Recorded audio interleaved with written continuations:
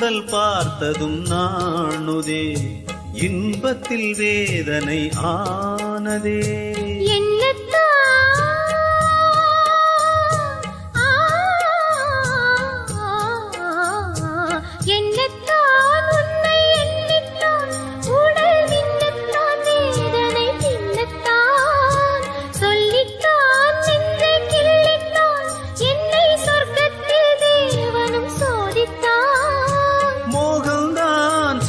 தேகம்தான் தாகத்தில் நான் நிற்க ஆனந்தம்தான்.